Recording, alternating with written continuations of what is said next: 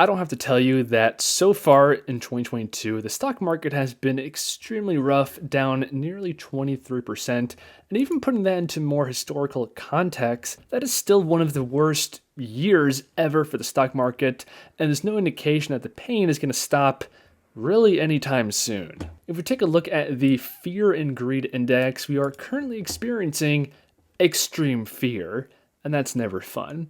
And this is all mostly due to the actions of a single man, Jerome Powell. He, of course, is the head of the Federal Reserve, and they are raising interest rates aggressively, consecutively, in order to fight nearly historical inflation, dating back all the way to the 1980s if you want comparable rates. The Fed saying that ongoing increases will likely be appropriate in the funds rate. The Fed also saying inflation remains elevated. It sharply raised the median forecast of a Federal Reserve official, sharply raising the outlook for the funds rate for this year to 4.4%. So in the noble effort to crush inflation, there's a lot of collateral damage. Higher interest rates mean that the future cash flows of companies and their profits have to be discounted, because you could just take your money and invest in a treasury now and get a pretty solid yield. Now, with that said, not every stock is in the same boat.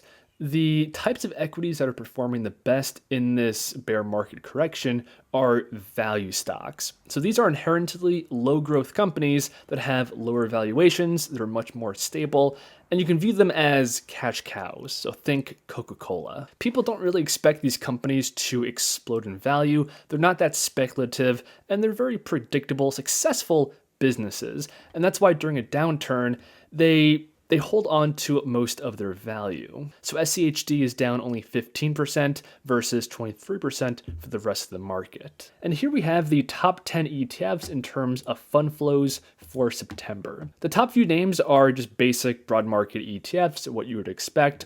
But right here we have SCHD, these value, dividend, defensive stocks. People are piling money into these equities right now. But I'm here to tell you that this is the wrong way to invest, according to me, not financial advice. This might seem counterintuitive. We have extreme fear in the stock market right now, and these equities do perform a lot better in a down market. They are defensive. But this article titled "Why I'm Not Buying the JP Morgan Equity Premium ETF," aka JEPI, does a great job explaining why this is the case. So first, JEPI, much like SCHD, are comprised of value, dividend-paying companies. And if we add JEPI into this mix, we can see that much like SCHD, it's been holding on to its value a lot better. The JEPI ETF seems like the best of both worlds, offering a 10.6% dividend yield and downside protection in a bear market. However, there's no free lunch here. The benefits come with a drawback. Investors should be aware that JEPI is likely to underperform significantly during the next bull market.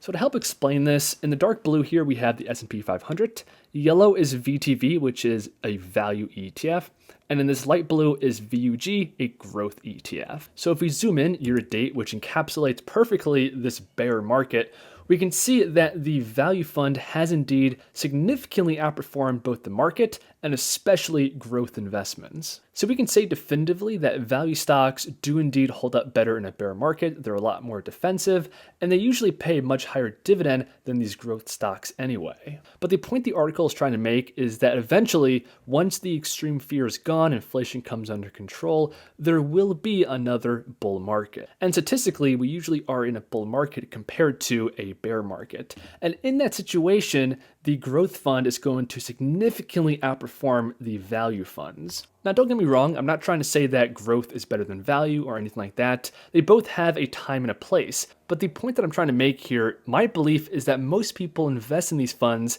at the complete wrong inverse time. So as mentioned, we are currently pretty deep into this correction, and a lot of people are funneling money into value and defensive stocks. But my argument is that you have to go against the grain, and this is actually the best time to buy those growth stocks that are now being sold off. They are at a pretty cheap valuation compared to their previous norm. And by buying those shares now at a potential low spot in the market, you are putting yourself in an excellent position for the next bull market. And when it comes to value stocks, the best time to buy these defensive plays is when the market is getting frothy and overvalued like it was towards the end of 2021. This is the time to buy those defensive stocks that then don't go down in value too much. It's always difficult to go against the grain. Who wants to buy these growth stocks that are down 31%? But in my view, my personal opinion, that is the better play at this stage of the market. But let us know what you think in the comments. If you're still watching, I appreciate a like, subscribe, and I'll see you guys next time.